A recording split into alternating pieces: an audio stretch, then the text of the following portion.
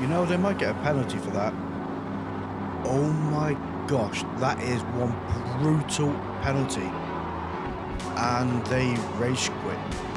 Yep, you can understand why actually. Welcome to Lime Rock, where we are actually qualifying for this race. Not many of us here, I think there's actually 4 of us in total.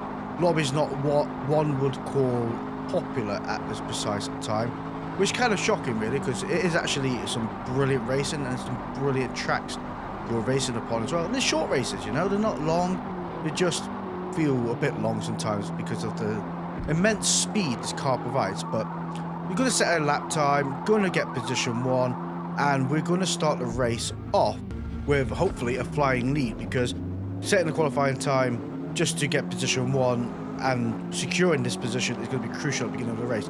Thing is, although this is, like I say, maximum, I think it's an E rating class, everybody has a car tuned differently, and that's the uniqueness of this kind of race. Some will excel at acceleration, while some will excel at the cornering. And I think what the setup I've got on this car is kind of a bit of both worlds. So, you know, hopefully we have a good competitive race. As you can see right now, position 3 is 2.2 seconds away and position 4 2.5 seconds away. But we are under pressure from Outsy in position 2 in the black car behind us. These cars massively excel in draft. So trying to shake off the car behind it is easier said than done. And we need to shake that draft away from us.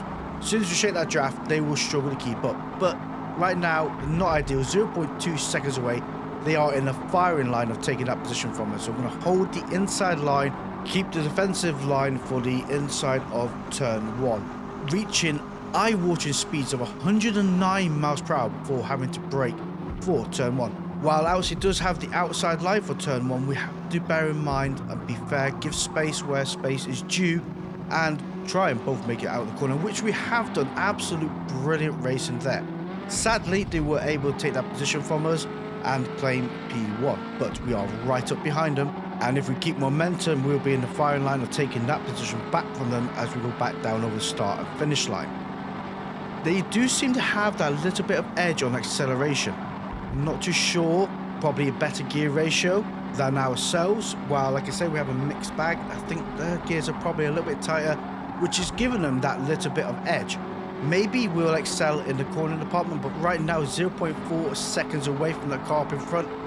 It's still in the great zone of slipstream, but now we've clicked to 0.6 seconds away. We are not in the strong part of the slipstream, so they are bleeding away from us now, which is absolutely ruthless. At least the car behind is 6 seconds away and the car behind them is 10 seconds away, and it really goes to show the differences in the tuning capabilities of this car. Now, like I said, we're all restricted to maximum power output and everything like that. It's the micro differences that make all that different, and considering we've only done 2 laps now, we're on our 3rd lap, the cars behind 6 and 12 seconds away is absolutely insane, and we are now 1 second away from Outsy up in front, which is again not ideal, but you can see they're starting to slowly eke away from us. While we are better in the corners to a certain degree, we've claimed a 10th there. Again, it's just the top speed that this car at the moment is just not where it needs to be. We are 7 tenths up this lap though, which is always a good sign, really is a good sign. Again, we're not battling, we're trying to gain ground back. And 2 laps later, we are still 0.9 seconds away from the car in front, 9 seconds away from the car behind, and 22 from position 4. Things are going to change here in a moment, because Outsy makes a very, very big mistake. And that big mistake really does cost them. And I will say, I do feel for him here, because this is where I say the penalty system does fail due to the speed of these cars. Outsy takes this corner, like we've all done a million times, a little bit too wide, goes very wide off the track, comes out the other side. 2.9 seconds worth of penalties. And they quit. They turned left, met the wall at an alarming rate, saw barrier, and that was that for them. You can understand why though, really can understand why. 2.9 seconds, that is a race ending penalty. It is absolutely ruthless. But we have got position 1 back, which was quite shocking really. I wasn't expecting to get it back. At least we are 10 seconds away from position 2 and 28.7 seconds away from position 3. Again, we could still make a mistake, go off the track, and that 10 seconds will be eaten up. But things go well. We've only got 3 laps remaining and should be able to cross that finish line in position 1. Heading back to the discussion about the penalty though, that Outsy 1890 got, I would say this is where the penalty system needs to adjust due to the power of the car or the speed of the race, for example, because a penalty like that is far more destructive in much slower vehicles than it is in faster cars. I always say slower the race, closer the racing, because it have so much more time to react, you have so much more time to adjust to situations, and you can be closer together without having such an impact. You know, faster the cars, the more twitchy they are, the more sketchy it is when you're racing side by side, and the more chance of having an accident or mistake is compared to these. But as we head to our final lap, we are 25 seconds ahead of position 2 and 41.7 seconds ahead of position 3 right there, which is definitely going to secure our P1 position. I think P2's fell off the track because they are really extending that lap time quite somewhat. Unless their friends were sick lost and then they're probably slowing down for them. Who knows? I didn't stop to ask, to be quite honest. It's a shame that so many people didn't join this race because it would have been absolutely insane having a full lobby at this track in these cars, because they are very, very fun, and if you haven't done it yet, you've really got to give them a try. You are missing so much, because these are like great versions of Miata races or the MX-5 races, whichever you prefer to call them. But before we head over to our next race at Hakonei, I'd like to take a moment out to thank our channel members, which are Andy Good, Sigmatic, Daniel Adams, Crazy 8, AK47, Spectral Rain, Tucker, and Toasty. Thank you guys ever so much for supporting the channel. And if you'd like to become a channel member yourself, hit that join button down below. But let's head over to Hakonei, where the racing is very, very different. And this is where I would say battling sometimes causes more of a detriment than it does to winning a position. We are starting off our race in position 5, which is absolutely ideal. I think I'm the only one here with a liveried Ginetta, which is kind of... Oh, no, take that back. There is one to our left-hand side. Thank you, sir. That is very much appreciated. Now, we do end up having an absolute brilliant battle with Antonio 57BR to our left-hand side here in the beautiful liveried Ginetta Jr. The great thing about this track is also, like Lime Rock, it's a slipstream king track. You know, the very fast corners, you don't really have to brake much, and this back straight goes on forever, and it's where slipstream matters the most. So we're going to tuck ourselves in behind Antonio. Hopefully Martin behind doesn't realize that slipstream is king, so we're not going to be in the pressure from them either. As you can see, we are 0.3 seconds away from that car in front. We are in the slipstream powerhouse right now. So is the car behind though. So 0.2 seconds away from the car in front. Getting right up to 113 miles per hour. There we go. And slowly creeping our way up. Going to fake a move here, so kind of put Antonio off on the racing line. There's no way that we're going to have to make a dive bomb there. It's just, you know, too far away. These cars aren't fast enough for that said move. But we are at the inside of this corner here, where Antonio discovers that when there's a car already there, it's not ideal to turn into said car. At least we didn't all go gardening. That's always a good sign. Antonio stayed on the track. Myself stayed on the track, which is brilliant news. But coming through that corner a little bit quick, Antonio had a little bit of a squeaky bum moment. And we are under a lot of pressure from that car behind us. Martin was looking to make a move, ultimately backed out, surrendered. We are now all back in our lovely train. 0.4 seconds away from Antonio, 0.2 seconds away, Martin behind us. So there might be in for a chance to lunge into this turn 1 up ahead. Maybe if we close the door off a little bit earlier, they might not see it as a move that one should make. Going around this corner now, dropping down the gears, probably could have done with a third gear here, because the revs aren't really there. These engines, you got to rev the valves out of them. They love sitting in that red line. That's probably where more of the power is. The limited power you get anyway. 0.5 seconds away from Antonio, Martin behind, 0.1 seconds away, looking to make a move. If we can keep behind Antonio, we're going to have the slipstream. Martin is not. Martin is only going to have the side draft. Now, this is where I say in the beginning of this race that battling is not ideal. What Martin should be doing to a certain degree is a bump drafting, helping us catch up to Antonio, and using Antonio to catch up to the pack of cars up in front of them. But with that slingshot move and a lack of what I would say teamwork, I lunged it into that corner there, tried to take that position away from Antonio, and by the looks of it, it is working a treat. Contact again because once wasn't enough, and downhill we go. This next corner coming up ahead is make or break at this track because you can carry an insane amount of speed into this section here, and you need to brake nice and early for this tight right-hander. Clearly, I didn't do it, and neither did the car behind, so we're secure in that sense.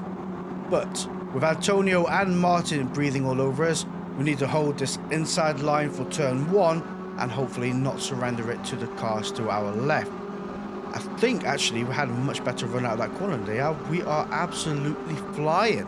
And Martin is also trying to feel their way through on Antonio. Them two are going to start battling, and if that's the case, we will be in for a shot of getting away. The only problem with the shot of getting away is we have no one to work with. No slipstream, no bump drafting. So we are limited in the speed of what this car can do. The slipstream is so powerful in these, you can gain 5 or 6 miles per hour, and that is absolutely crucial. As you can see, Martin has claimed that position 4 from us. They're on our left. They have overtaken Antonio, who was trying to feel their way through. That's a lovely Pennzoil livery as well. But they are on the outside of this corner coming up ahead. We have the side draft. We have a little bit more speed, and we're absolutely flying. Going to hold them to the left, try and maximize our corner entry here, try and carry as much speed as I can. Also, touch of the brakes a little bit early so they can't do the old switcheroo on us, and defend that position. Coming around this corner here, really holding it on as much as we can, maximizing everything this car has got, and away we go. Again, coming down to this next section here where if you nail it right, you are absolutely flying. I think we just about got it there. And being a little bit quicker, Martin is right up behind us. Antonio is taking a very unique line by going off the track. Now, Martin is going to be our problem to a certain degree. Also, we have another contender who's joined the party. Again, when you're battling like that, you are very slow. Why is Martin banging into droppy auto? Oh, yeah, things have deteriorated very quickly. Clearly not all that impressed by droppy auto making a move on Martin. Martin gaining a 1 second penalty, which I think is very, very lenient for a move like that. And Antonio taking that position away. They're battling again behind. This gives us a lot of breathing space. I'm not going to lie, 1.3 seconds is a mountain of time in these cars. Sadly though, we are 3.2 seconds away from the cars up in front. Now, like I said earlier, nobody to work with, no slipstream, no nothing. It's going to be a right chore to try and close that gap up. It really, really is. Just need to make sure the 2 cars behind don't discover working together, because we will be under pressure very, very quickly. And with 2 laps to go, it's a lot of time on this race left remaining. You know, we're only really just past the halfway point, and by lap 5, not a lot's changed. 1.8 seconds away from cars behind, and still 3.5 seconds away from the cars up in front. So we have lost a bit of time from position 3, which is again not ideal. Only 4 attempts, but a whole lap later we lost 4 attempts. It's quite a lot, and it's what happens when you run solo in these cars. You need a teammate, or you need to find someone that you can work with in a race that understands working with somebody, you know. And a battle on the last lap where, you know, you've both been working together side by side, and on the last lap is where you both go head to head and play the slipstream game at a track like this, where, you know, plan it out, things like that, you know, be tactful. But battling throughout the whole of the race will only slow yourself down and everybody else around you. It's really, these cars are not built for that, you know. They're just not powerful enough, and it is what it is. But again, teamwork makes the dream work to a certain degree. I mean, we're on our final lap now, 1.5 seconds away from Antonio. Not too sure where Martin has gone. I can't see them in the rearview mirror. Maybe Antonio took them out just for the funsies. You never know. Or maybe Martin quit due to their 1 second penalty. Certainly not on the map there at the moment. And our final lap has not been what I would say quick. We're now lost another second away from position 3 up ahead. You know, a bit of corner funkery has cost us a bit of time, and position 1 5 seconds away from us. One thing I will say these cars are good at is tyre wear. We still have 90% of our tyres remaining. Done 6 laps, and we've hardly used any of the tyre, and that's pretty cool, to be honest. I mean, future reference for anybody, these tyres last forever, and the cars weigh absolutely nothing, and they don't go fast, so tyre wear is pretty much minimal. I think that also provides quite a good level of excitement. You're not focusing on tyre wear itself. You're focusing on really maximising the carry speed of the vehicle through the corners and making the best out of the situation you've got. Wow, 1, 2 and 3 are very, very close together. And wow, the tables have turned, because position 1 is now position 3. And yeah, wow, that has changed quite drastically. Oh my gosh, it changed again. So it goes to show, really close battling to the end. They've worked well together to this point. Shame about Martin behind taking that other person out. Antonio, thank you for the great race. And scratching the car. Yeah, Martin did quit. Look at that. Thank you all for watching. See you all next time.